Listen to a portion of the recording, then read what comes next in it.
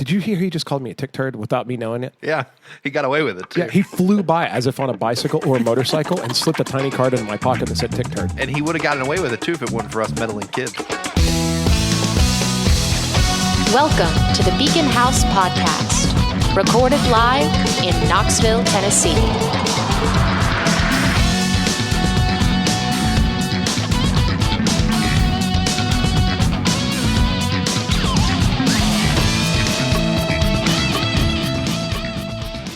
I wonder if all deaf people are in gangs unwillingly. You know, because they're always throwing hands. Oh no. I just thought I assumed it's because I like nodded or something, but didn't hear what was said. That's even worse. Yeah, no, they're just throwing signs all the time. No, I don't know. Oh, wow. Throwing hands. Wow. Well, this Where do episode they is get sponsored the hands by... they're throwing anyways? Are they This like episode of cutting Beacon them off? House is sponsored by Tennessee School for the Deaf. And Hey, I've got people that work there that I know that are friends of mine. wait, really? I was worded very weirdly. I heard Tennessee lost to them last year during football. No, man. Casey. Oh, shit. Anyway, welcome to Beacon House again. Garantano's doing his best. Leave him alone. Is he still even playing for Tennessee? I don't know. I don't know. I did find out today that football season is happening, stadium's happening, concessions are happening, Vol Village is happening, and basketball is happening. Really? Well, how else are they going to get the money they need to give to the theater program that they steal every year? Survey says bingo. I'll stop now. Yes, but you're right. It's about the money. They're not going to give up that money no matter what. Fuck a virus for them. But they're not going to do tailgating. Well, they're not going to They're not going to set up places for people to willingly go tailgate, but people are going to tailgate all over campus, like in their yards, and they're not going to really be able to stop most of the tailgating. You know, like I don't know. I think honestly we're just going to get to the point where everyone gets it. It's going to be a bloodbath. It's going to be like the chicken pox. Eventually, people are going to be like, "Oh, you got COVID? Cough on me, so I can go in and get it over with." Yeah. Well, you know, everybody's talked about that study that happened out in Oak Ridge with the supercomputer, and they analyzed it to figure out why it does so many different things to different people, and it had to do with like the pulmonary system, and it releases like a chemical that gives you like basically like leaky blood barrier, and that's why it can cause hemorrhaging in some people, lung damage in others, and nobody really knows what it's doing. So they're on to something about the versatility of the virus, which sounds weird. Versatility has always been like a compliment coming from me, but in this case, yeah, the virus has versatility, and they're figuring it out. But again, they've also discovered that one of the things that stops it from being all super adaptable is vitamin D. Just like we talked about real early on, that's what Rhonda Patrick said on Rogan, taking tons and tons of vitamin D. There's a dick joke in here somewhere. Yeah. Hold on, let me see if I can find it. We did this before, too. I take vitamin D every morning when I wake up.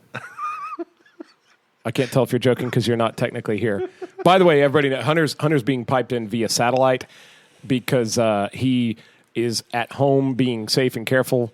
And quarantining. And just to be clear to our visitors, you do not have COVID-19, but you were exposed and you're just taking it safe, right?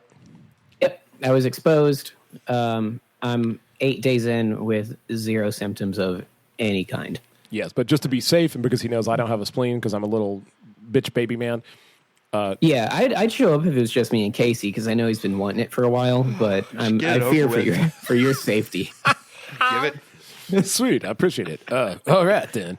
But if Spencer wasn't a little bitch about it, I wouldn't care. That's fair. That's I find it interesting. That's not fair. Hunter's talking way more shit. The fact that he's not here, he's really letting me have it. Hunter is reach the him. internet right now because Hunter he's is the talking internet. more shit because he can't pay for it. Oh my God! Let's actually play a little game about that. Hunter is the internet. Like, let's ask him questions like you would ask Google. Here, I'm going to go first. Godzilla porn. I'm going to go first. Instead of like, hey Siri, I'm going to go, hey Hunter. So I'll go right now. Hey Hunter, where's there a good hardware store around here? Home Depot, you tick turd. Casey, now you go. How do I drown 9 cats in 30 seconds? See, my internet just laughs at me. I get my information. I don't fucking even know what I'm talking about. Fuck this election. It could eat a dick. That's all I'm saying. This election could eat dicks all the way into the sky. I hope a rocket streaks across the sky, dicks fall out of it, and everyone in this election eats it. So I brought my Bible. Great segue, Casey. I'm literally going to mute myself now. I need to Have stop. you been, I would love for you two to eloquently talk about nice things because I'm just a bundle of shit over. I'm a pile Spencer, we need a tick turd with a mouth that works so we can sound smart. So keep talking. No, Casey. Did you hear he just called me a tick turd without me knowing it? Yeah, he got away with it too. Yeah, he flew by as if on a bicycle or a motorcycle and slipped a tiny card into my pocket that said tick turd. And he would have gotten away with it too if it weren't for us meddling kids and our damn dog. I love you. That's right. I love you for that. I'm going to stop now. Please talk. Please talk. Ruh-roh.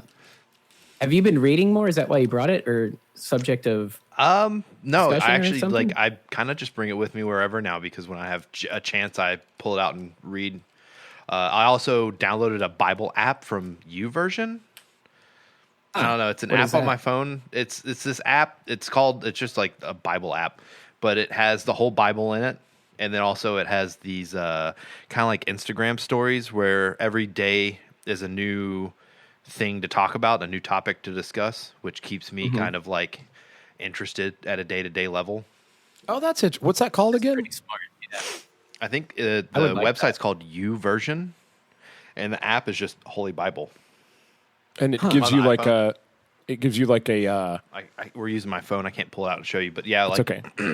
But there's like you can make yourself plans that you can follow, and so like you can set up certain plans and then follow those plans. Like I think I'm going to set up a plan that follows the Gospels, so that way I can be in touch on a day-to-day basis. So what kind of when you say set up a plan? You Gospels. I always say that word wrong. It's fine. Gospels. No, you're right. You're right. Okay. Gospels So is right. is the when you say set up a plan? Do you mean it like it plans for you to like do certain things? Like you got to go out in public and do. I think it's more like reading plans. So like, plans on where you're going to read and when. Okay. yeah, but like a phone alarm that'll say, "Hey, read this chapter today" or something. Because at some point it's going to tell you to give somebody $1. I'm just saying.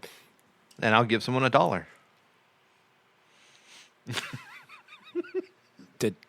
Did you guys hear that? Am I the only fucking one? Why do you think everything got quiet? Like I'm pretty sure trains stopped outside. Like I heard tires screeching. A record player needle. You know what I think my new response is going to be? What? I think my new response is going to be when someone asks me for $1, I'm going to go, "Hey man, I don't have any cash, but what's your name?" And I'll make sure I pray for you tonight. For him? Dude, Is that as good as $1? no, that's shitty. Oh, is it? Yes, that's Okay, I won't do that. That's truly religious people will tell you that's a shitty thing to tell somebody that's starving. But you're going to become one of those guys that leaves like a pamphlet on the back of the toilets everywhere. Oh, can I? Yeah, now you can sign up for pamphlets. Ooh. Goodness gracious. I'm going to get in so much trouble. Casey's going to be like, "Can I have $1?" And he's going to be like, "No, but did you know the wages of sin is death?" And you hand him one of those little booklets. No, I guess I'll just have to start carrying more dollars on me. Okay, so hold on. Get back on topic. Spencer, shut your mouth, you tick turd. Casey, how are you liking the reading you've been doing? That's the third time you called me. I'm just saying that's 3. You triple ticked me. He did a hat trick. He triple ticked my turd. Go on. Honestly, I've been jumping around all over the place. Just like Nothing wrong with that. it's the thing is this app that I'm using. I think I'm on like day 6. Like I'm on a 6-day streak is what they said. You're on a 6-day streak. And when you upload, like I think it switches over like 9 a.m. to the new one. And it always goes, before you start, empty your mind, be at peace, take a minute in silence. And then the next thing is this, like the passage for the day. And then the next one is somebody that's like a pastor or a reverend or something like that. And it's them reading the passage and then discussing it for about a minute, 2 minutes. And then there's what did you get from this? And there's like a multiple choice question, like, what did you get from this? And then when you pick that, it finds something for you to read that relates to that. And you can hit like read later and it'll save it in a file for you on the app. And then they do like a prayer and then like a couple of inspirational photo, meme-like photos, like that you can turn into backgrounds or share on Facebook and things like that. And then that's it. And they refresh it every day. Dang, man, that sounds pretty interesting. I didn't even know there were things like. I mean, it's not that surprising, but nobody's ever really talked about that. Like, you can actually get an app that'll help you navigate the whole. Like, I remember, recently we were talking about Casey like looking at the Bible for the first time, and I was like, I went to some people way smarter than me, like our friend Eric Stam and another friend of ours that's a kind of a devout Catholic now, and he's kind of a theologian, Matt Perry. And I was asking for advice from Casey, and both of them straight out the gate were like, well, dude, you can't just read the Bible. Like, you've got to really try to understand it. I mean, you can read it, but if you just go flying through it, you're going to miss a lot. Yeah. Like, you've got to stop at each little passage and go, wait, what did this actually mean? Like, what's the message here, and what's the historical context? And, like Stam's really good about that kind of stuff. Is breaking it down. Like, he knows the etymology. Like, when they said blah blah blah, they actually meant blah blah blah, because at the time the Pharisees were, like, there's just a lot. There's this huge book. I think it's called the Bible Atlas or something that I keep looking at.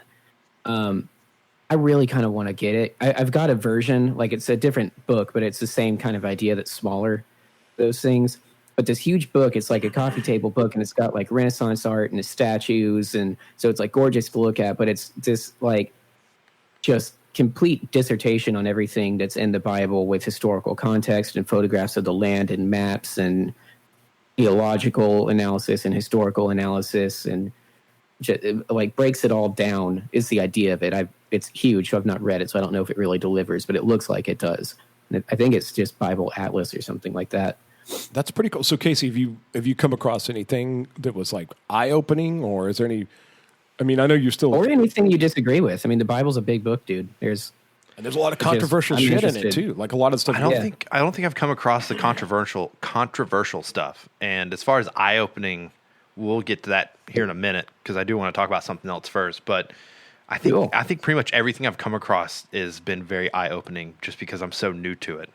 Oh, I get that it. Makes a lot of sense, because it's so philosophical and it's so, like, it's weird. Some of the times I'll be looking through and I'll see like a passage, and I'll like look it up in the Bible and like read the whole thing, and you can like feel it like well up inside you. And I'm just like, I'm like, uh-oh.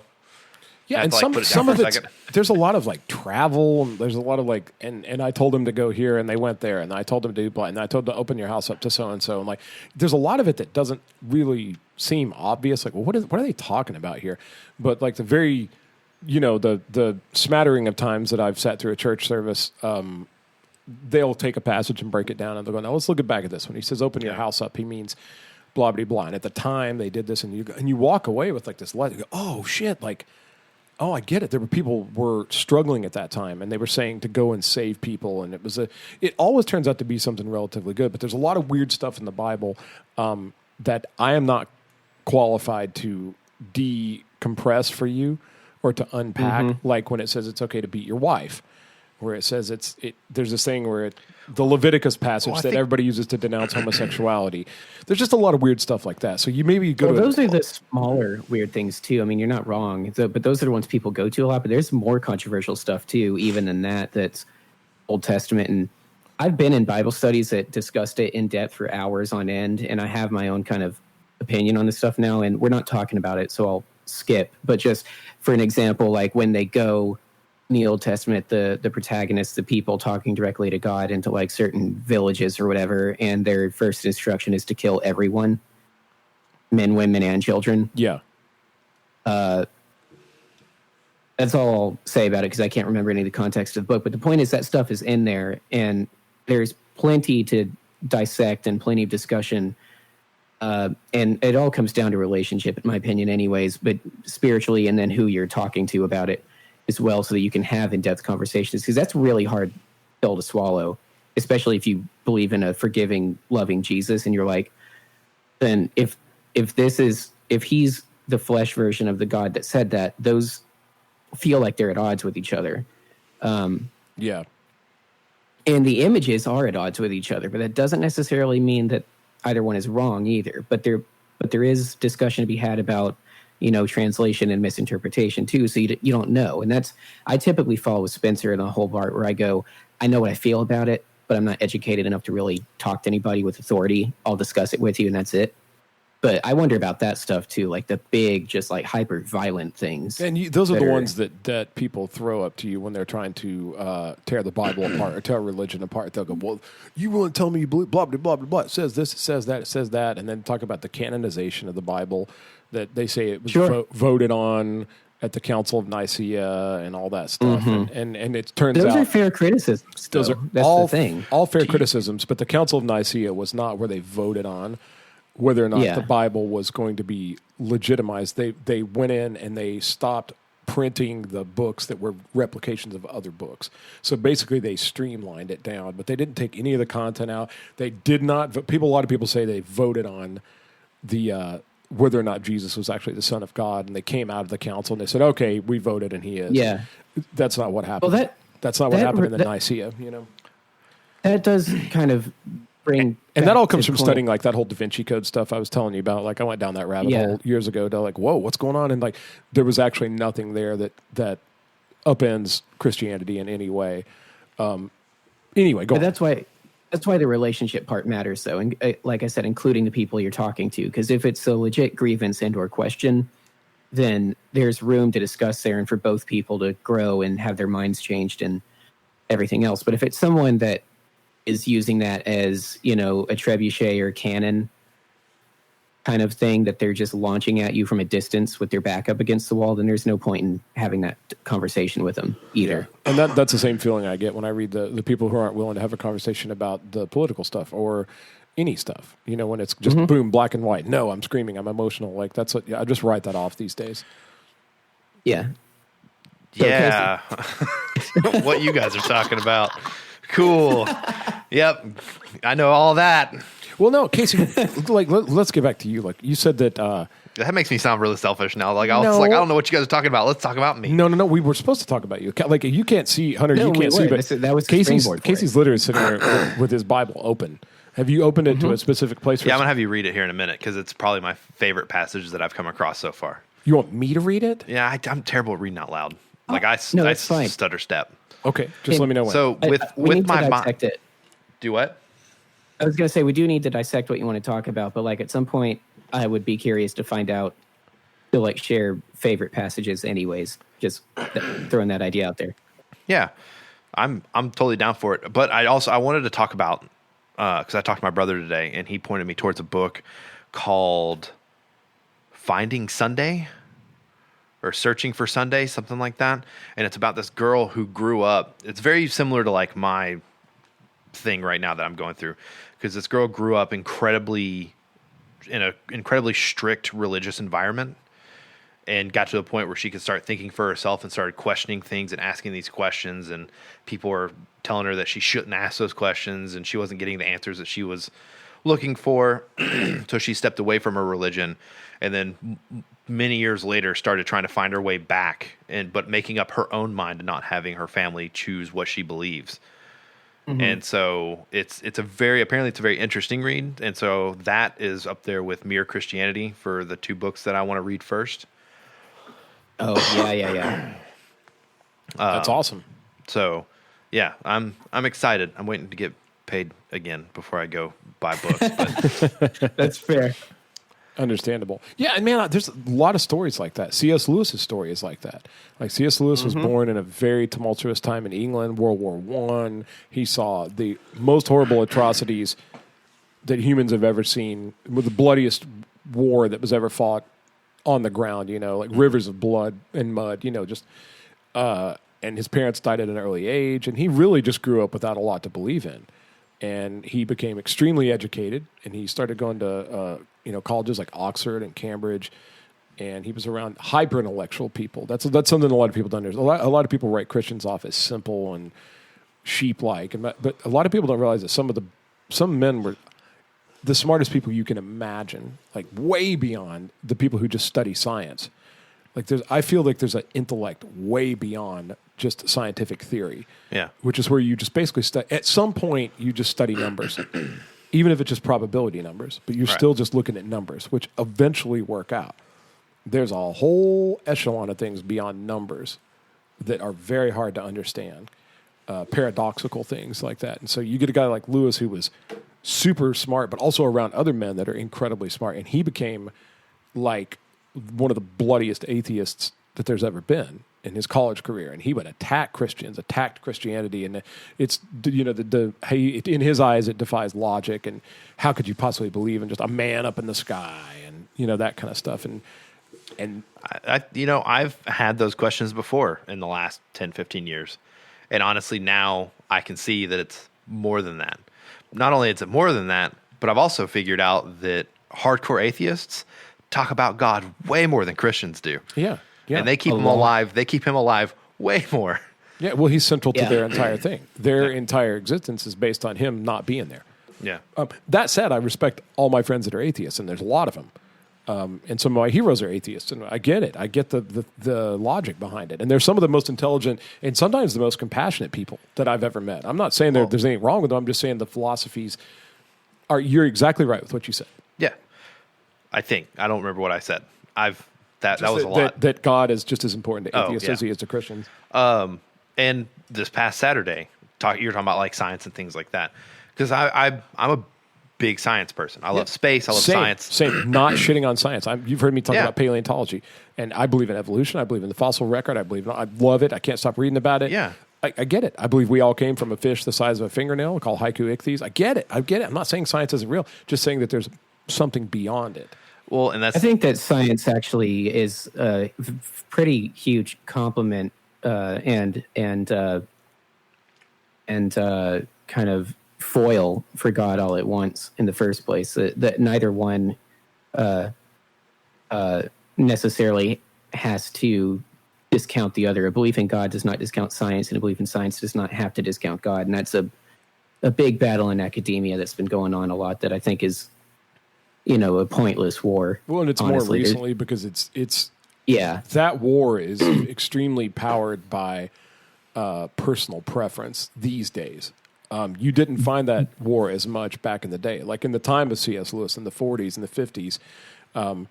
When he was giving radio broadcasts, a lot of the scientists commingled with the theologians, and they all saw how it fit together. And you didn't just openly walk into a lecture and just completely discredit an entire realm of study. And that was seen as anti-intellectual back in the day, when people were way smarter than they are now.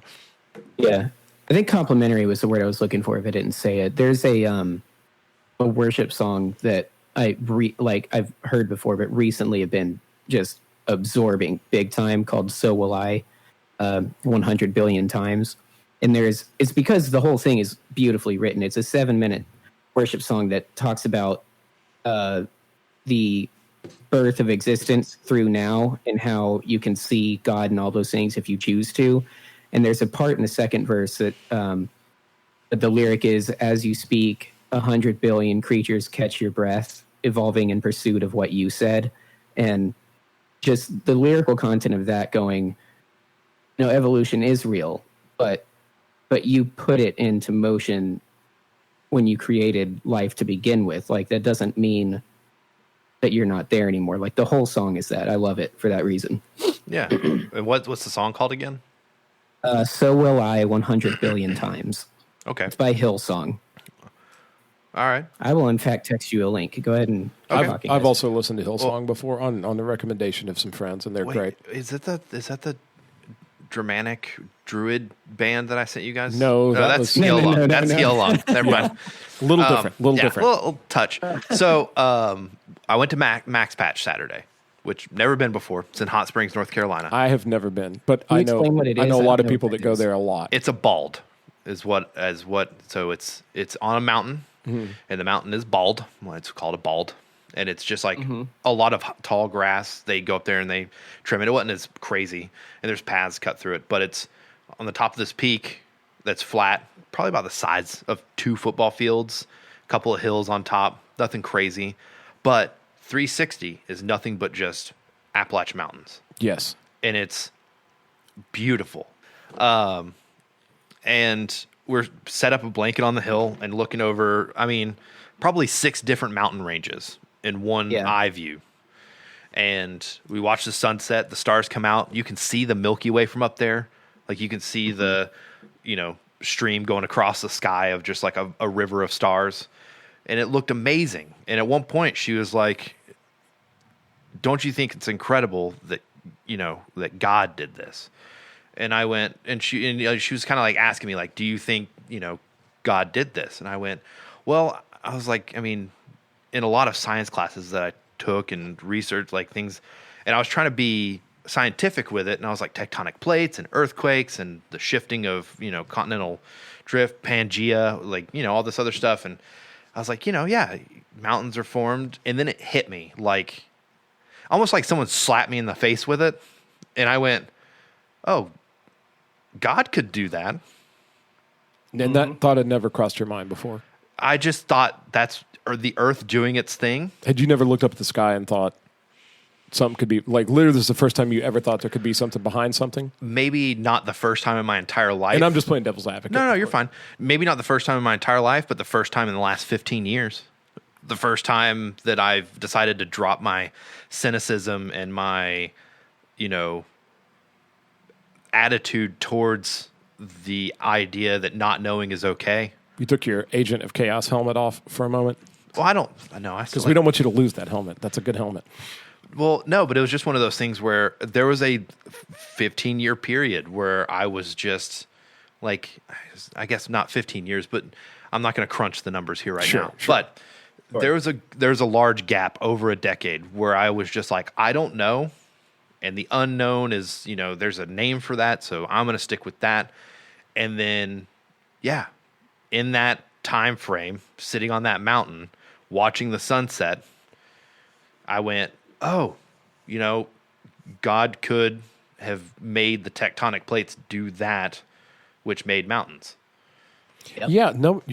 I don't think I've never understood how people feel like even opening up the possibility of divine intervention has to automatically cancel science. Like it makes the molecules go away, or it makes. To be fair, I think it's the amount of people that hear the scientific explanation. Good Lord, of like the tectonic plates and stuff, and go, no, you're taking that away from God. And it seems like Casey is kind of falling in where I feel like you and I sit, Spencer, where we just see both as being like, yeah, that's how it works, but that means that's how God made it work. Those are not two different things. Sure. And again, let's put a disclaimer out there. If anybody's listening to this and you're not on the same page, if you're not into religion, you're not into God or whatever, I get it. This is not meant to be offensive to anybody. This is just literally us talking with our friend about his personal journey, which up until now has been relatively static. And this is kind of a thing. And I think I would say stagnant. That too. Stagnant. I would say a lot of people at some point in their life at least have to consider some of the big questions. Now, a lot of people who are like card-carrying atheists and just like they feel like science and religion can't occupy the same space. A lot of those people may have already faced those questions and decided God's not real. And we still value you as a listener. We're not trying to turn anybody off. I'm not claiming to be a born again anything. Like, just relax. We're just having talk as a friend. But I think as a friend, it's important to like allow your friends to have moments like this and to go, hey, man, I've really been thinking about something. And like, not to go, what are you, crazy? Fuck you. Like, you don't know what you're talking about. Or, oh, you're just doing it for a girl. Or, oh my God. Like, I think it's important to allow people. It only does that if you're in a band. Hold on a second though, because that's going to come up too. Okay. Oh, good. So I'm sitting there on the mountain. I have this revelation, this epiphany, if you will. This, like I put it in the text when I texted you guys. This, somebody dropped a book on a dusty table, and the dust finally settled, and I was like, it clicked. Not fully, like, I don't know how to say this. It clicked, and there's a lot of great things that came from that. However, I am still on this journey. I'm not trying to say that like I figured it all out in one night, because I definitely didn't. But this big chunk landed on this table, and the dust settled, and I went, oh, I get it. And the moment I did that, it was just this clarity and this serenity and this, it was beautiful, I guess would be the best way to describe it. And I will never forget that. Yeah. And for those that do believe, there is a comfort and a peace in it that you don't find elsewhere. You can't find it in science. You can't find it on YouTube. You can't find it in pop culture. You can't find it in money. You can't find it in drugs. You can't find it in sex. There's something that, I don't know. A lot of smart people believe there's a God-sized hole in every human being, and nothing else fills it up. Nothing else fits. There's no other key. You've got to find something to put in it, and only one thing will fit in it. That may actually be from a C.S. Lewis text, but a lot of people that feel empty continue to feel empty. How many people have you heard about that? Like turn to drugs, they turn to all kinds of things to try to fill them up, and they can't. They people that have eating disorders, and there's just a lot of stuff. I'm not saying that every one of those things is automatically like, oh, you just need to go to church. And I've heard people say that to people that had clinical problems, and I think it's ignorant. To some people actually need treatment, and God's smart enough to like, or a lot of, God. I've said this before. God gave you a brain. Sometimes that brain needs to go to the doctor. You can't necessarily, if your arm gets chainsawed off, you can't pray it back on. Yeah. Your ass needs to be smart enough to like, you realize the world you live in. But outside of that, people who are often looking for comfort and stuff, sometimes there's only one place to find it. And that could be different for everybody. But I hate to see the people that just write that off and then just stay miserable for a long time, Yeah. Spencer, can you read something for me? Okay. So, Hunter, this is my favorite passage thus far, and it's very small, very short. You sure you don't want to read it? I feel like maybe you should read it. I feel like there's a bet going where you said in the next 5 episodes, I'm going to get Casey to read out of the Bible. And No. And Hunter's pushing for you to read it so he doesn't have to give you $25. No, dude, I just think it's not that. It's all. It's band room for November, actually, that's on the line. He just broke up there. I didn't hear a word he said. I don't know. It doesn't matter. He's a dick. It's probably good. Don't worry about it. We're just kidding, Hunter. Now, also, I'm really excited because I know Adam, Hunter's brother from Freedom Hope Church, listens to every episode. Okay. And right now, he is losing his mind that I'm about to He's read on the my edge of his favorite seat, dude. passage out of the Bible. That's pretty funny. So yeah, it's Timothy chapter 1, passage 7. I guess it's like 1:7. Does that mean chapter 1, passage 7? I'm still learning. I'm sorry. Yeah, that's what the 1:7 means. No, that's fine. Yeah, the first number's chapter. Next one is the verse. Verse. See, it's verse, not passage. Will you just read it, you dick face? Yeah, that's You hear me? I'm but like, yeah, hey, they're dick face, very- read the Bible. Okay. Wait, hold on. Right here it says 1:7, and then in the middle it says Rom 8:15. Does that mean that there's more on this passage in Romans 8:15? I don't. That's exactly what that means. You're That's how the study beyond Bible me at works. this point. You know more We need about the Bible than I correlation. do at this Have you point. not read the Bible? No. Really? Yeah. Yeah, Never. we talked about that. Yeah. No, I've never Yeah, read he- the Bible cover to. I've read pieces of it, and I've read it at weddings, and I've read passages from it, but I've not read the Bible. Yeah, you should read it more, Spencer, at some point. I There's a lot probably of good should. stuff I in probably. it. Yeah. Yeah. Okay. I also have a lot to say about this, so I Yes. hope you don't mind running along. No. No, that's okay. I want to hear why it affects you so much. So yeah. For God has not given us a spirit of fear and timidity, but of power, love, and self-discipline. And automatically, you notice that humans are full of fear and full of being timid, and they're very poor at self-discipline. And so that's one of the things. See, it's stuff like this that good friends can sit up all night talking about. And so now we have to reconcile. This is kind of how theology works. Is you go, well, it says this in the Bible, but this is not what I observe in the world. In the world, I see tons of fear, tons of timidness, a horrible lack of self-control. So where's the disparagement? Is the Bible wrong? Is the Bible lying? Or are we flawed in some way? And this is where most people drop off. Because if you see something in the Bible, it's easier to say that's bullshit than to admit you need to improve. And I need to improve. We all need to improve, but a lot of people don't admit that. Oh, I'm admitting it. Yeah. And I'm not admitting it from a place of like cynicism and self-hate, but from the opposite of that. And there's a lot with me now on this journey, on this path. There's a lot of fear. There's a lot of anxiety. One of the things that me and Savannah talked about on the way back on that 2-hour drive from North Carolina is my fear that I've been gone for too long and can't come back.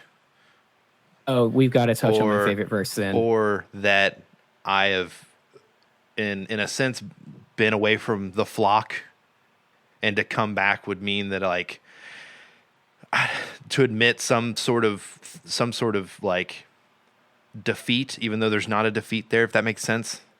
I don't know if that sounds selfish, but it's just like I was wrong and I'm okay with being wrong, but other people might see it as I'm doing it for a girl.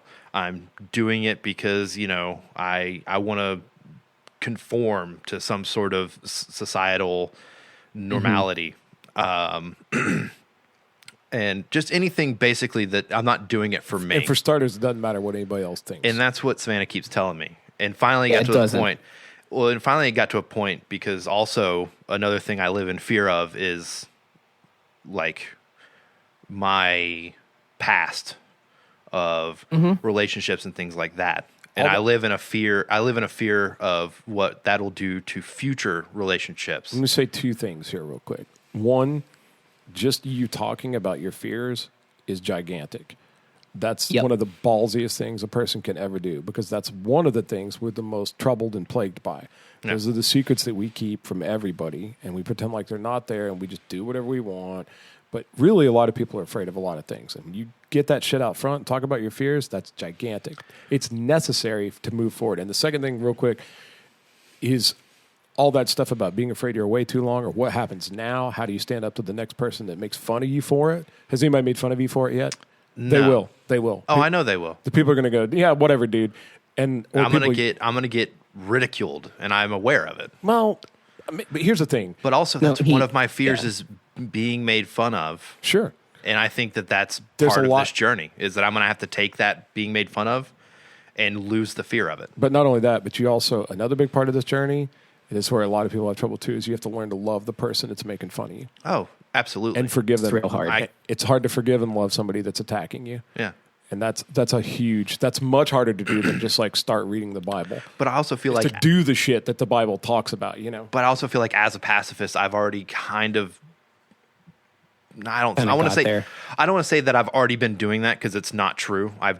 People have attacked me, and I stay a pacifist and don't lay hands on people, but I can hate that person. Well, there's a part in the book Mere Christianity where he talks about exactly the position you're in.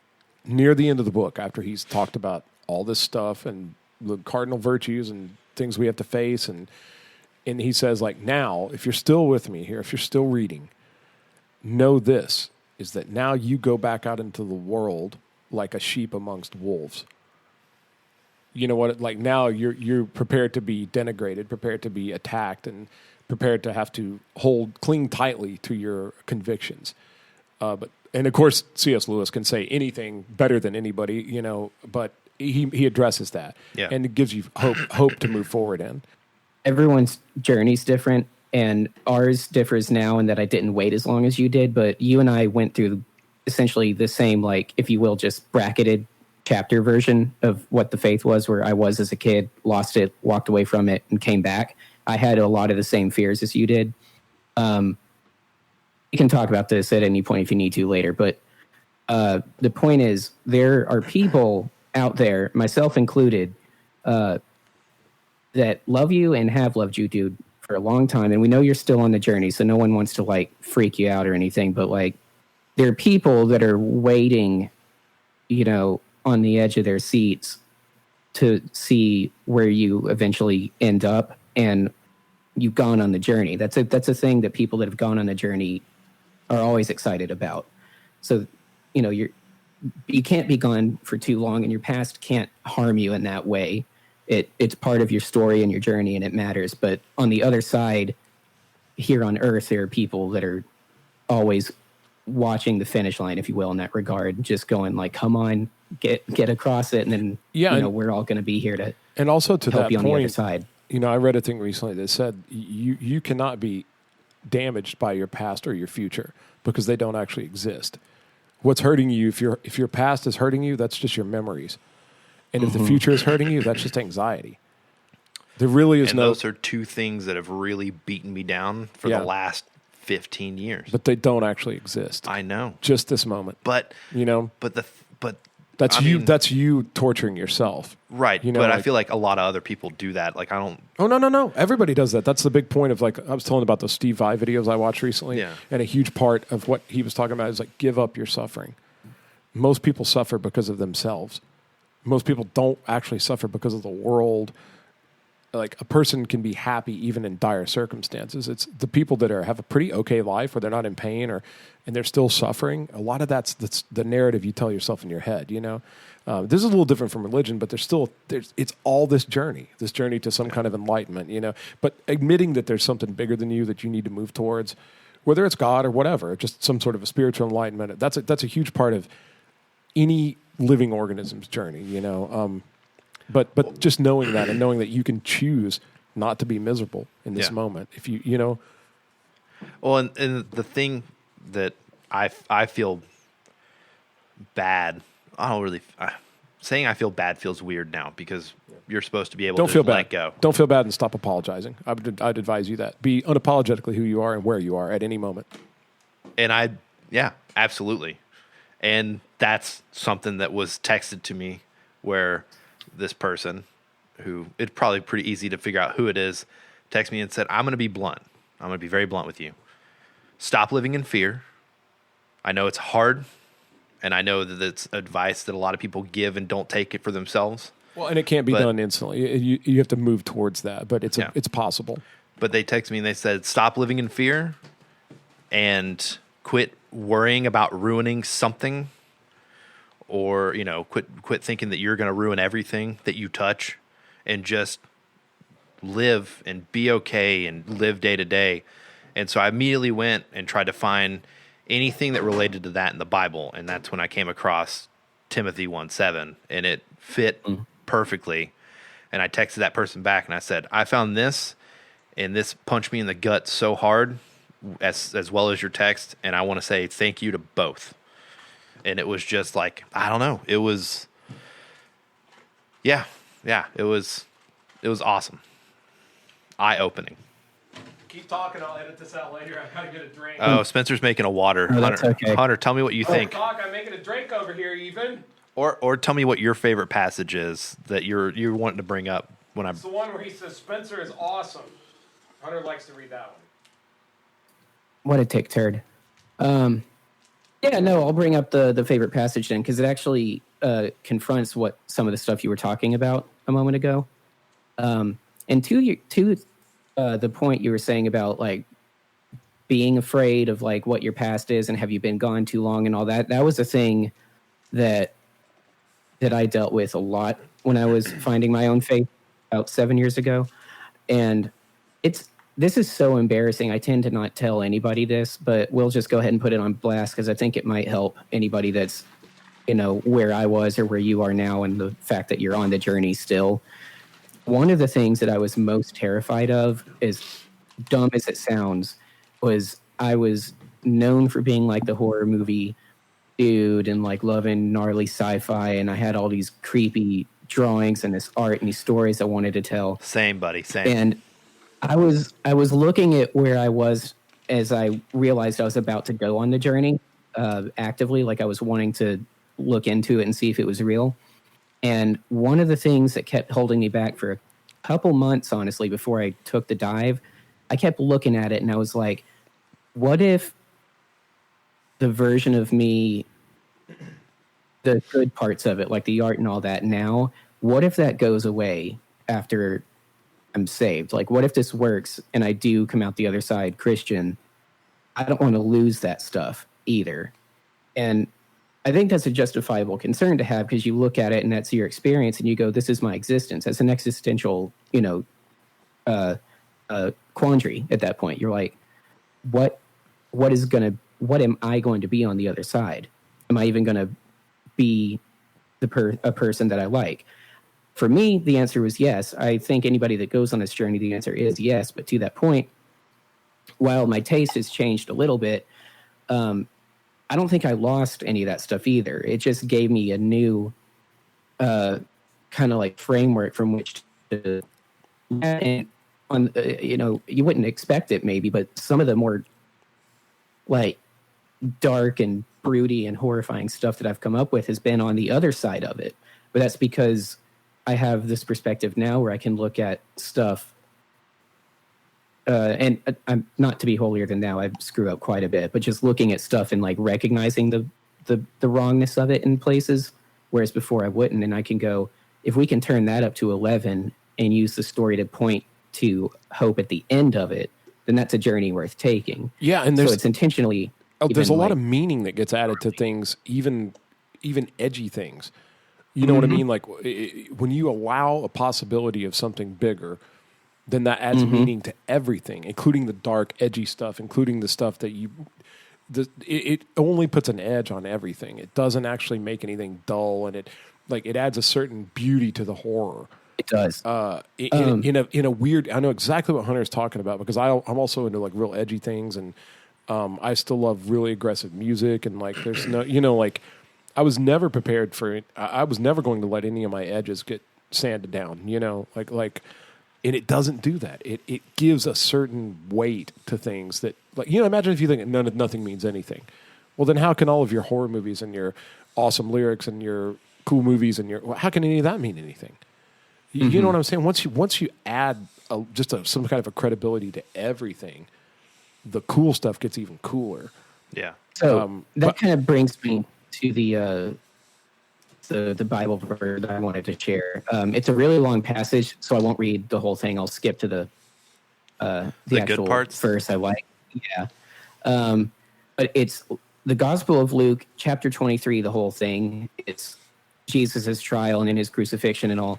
The thing that I love that's in here that spoke to me so much early on and still does, it's a thing I hold on to, especially now on the other side, being Christian. When I screw up, it has a greater weight to me and I feel worse about it. Is during the actual crucifixion, there's this small passage. Let me see here. My favorite verse so far that I've read, and I've not read as much as I wish I had, is Luke 23:43, which is where I'm going to end. I'm going to read the 3 verses before that, just for some context. But this is as they're being crucified. Jesus has been put up on the cross, and he's crucified with these 2 other guys. 2 other men, both criminals, were also led out with him to be executed. Jesus prays for the people crucifying him at that point. This is the Father forgive them, they do not know what they are doing part. Then if you go down the passage, you get to after they've been up there for a while. One of the criminals who hung there hurled insults at him. Aren't you the Messiah? Save yourself and us. But the other criminal rebuked him. Don't you fear God, he said, since you are under the same sentence. We are punished justly, for we are getting what our deeds deserve, but this man has done nothing wrong. Then he said, Jesus, remember me when you come into your kingdom. And this is my favorite verse. Jesus answered him, he will be with me in paradise. The thing that I love about that I think it is the point of it, but it's just, I don't see it talked about enough, I think. The thing that I love about that, and I think I mentioned this to you a couple weeks ago, Casey, is these people were crucified with him, and the one that is repentant and kind of like seeing things new for the first time is in the last moments of his life. They're all going to die. And so his entire track record is one that would have not earned him any kind of salvation. And just with his, last couple hours on the planet, looking over and saying, I see now, and I was wrong, and I'm sorry, and feeling so bad about it, he says, just don't forget who I am when you enter, was enough for Christ to look at him and say, you're going to be there with me, dude. Yeah, and that's the whole, it's never too late. Matters. Yeah, that's a whole, I also like that too. We recently talked about that with Eric Stam too. Mm-hmm. He had a lot to say about the guys on both, they're being crucified and whatnot. I don't particularly have gone too long. That's the point. Yeah, you can't be gone too long. And I don't have a particular favorite passage from the Bible because, again, I'm not extremely familiar with the Bible. But there is a passage, and I don't even know how to call your attention to it, but a lot of people have heard it, where God says, do not fear death, for I have conquered death. Mm-hmm. And it's basically, it talks about the whole Jesus thing, like don't be afraid of dying, man. I came and took care of that. Like it's okay now. But that particular passage, and there's more to it than that, I know. But I remember when my mom was dying of cancer, and she had written that down on the cover of her little notebook, and she had a notebook which she kept to remind her when to take her medicine and scribble little things in it. And it was kind of sad, man, because she was having trouble remembering at this point, and she carried it around with her all the time. But there's a certain credence you get from looking into the eyes of somebody like that that's holding on to this verse, and literally it gives them the strength to keep carrying on. Do not fear death, for I have overcome death. I've beaten death, I think is what it says. Hunter, you probably know exactly what I'm talking about. But when you see somebody that's just living on the presumption that that's going to be true, you don't see it the same way as you see when you see a religious guy on TV being an idiot or something. It's easy to write off.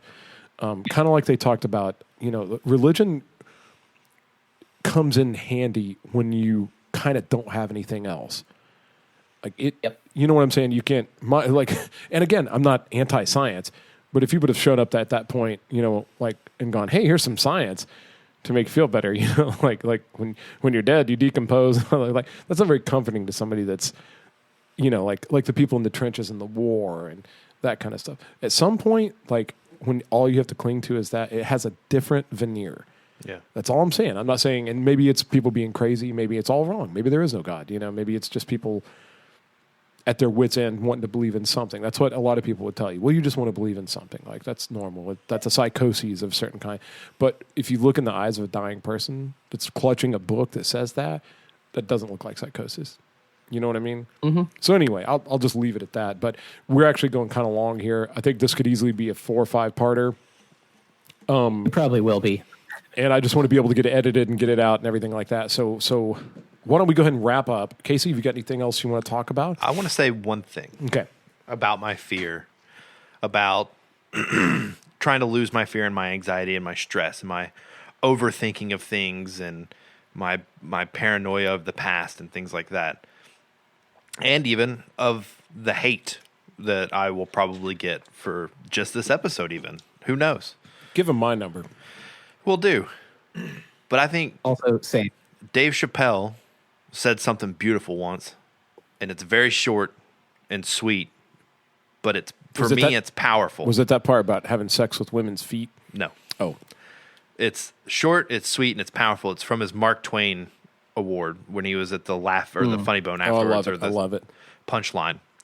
And he said, no matter all the hate you get or, the negativity that gets thrown at you, just don't ever let them button your lip. Yeah. Yeah, and for the record, somebody doesn't have to believe what you believe. Like, you could just be like, dude, yeah, I'm kind of looking into some stuff lately. Like, I'm finding all this crazy stuff, and I really like it, and I'm getting answers and whatnot. You can just talk about it. If somebody's really your friend, they'll let you talk about your personal journey without going, hey, man, that's stupid. Or, well, we can't be friends now because you're into that. Like, it shouldn't, this by a lot of means should not affect any of your relationships except to make them better. You would think. Well, then people will show their true colors. That's right. But I'm here to tell you that, like, the people that really matter are going to stick by my side, and I know that. Yeah, man. And yeah, of course. Honestly, dude, if you have any questions, my answers a lot of times equal. I honestly don't know, and this is what I remember, which is so I'm not the best authority on this stuff.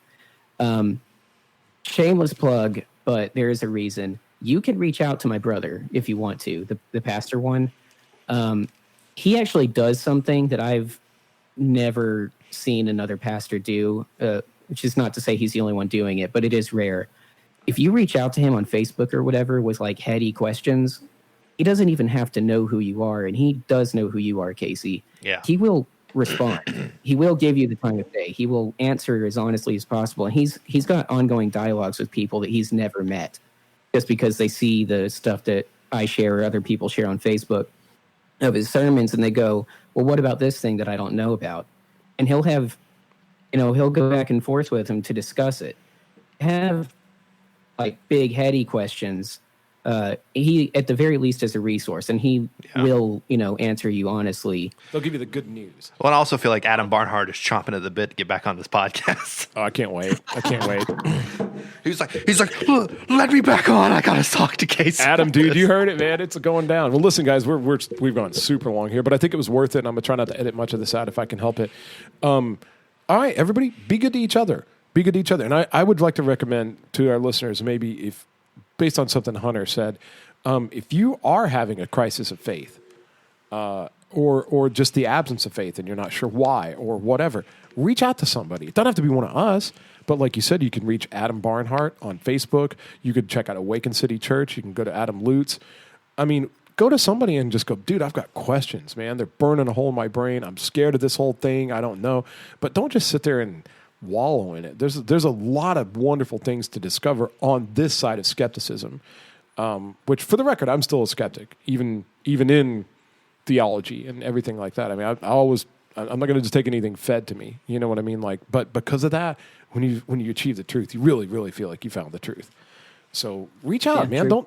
Don't have a crisis of faith that just goes on and on and on. And if you need to, and I don't know what good we are, Casey, I feel like you're probably going to be teaching me and Hunter about the Bible pretty soon. Like you're going to, with your app and the study of it, like a genuine study, you're probably going to learn more than I know. Definitely. Yeah, I want that app. I couldn't find it, by the way. But Yeah, more I'll later. tell you what it is. But like, you know what I'm saying? Even if all you need to do is if you don't trust somebody that works at a church, if you want to reach out to one of us, like, dude, we'll listen. We'll listen. Even if you want to reach out to us and go, oh, I think those guys are so stupid. Like, I listened to your show up until now, and then you guys start talking about God, and I hate it. And what? Just, dude, we'll listen, and we won't judge. Yep.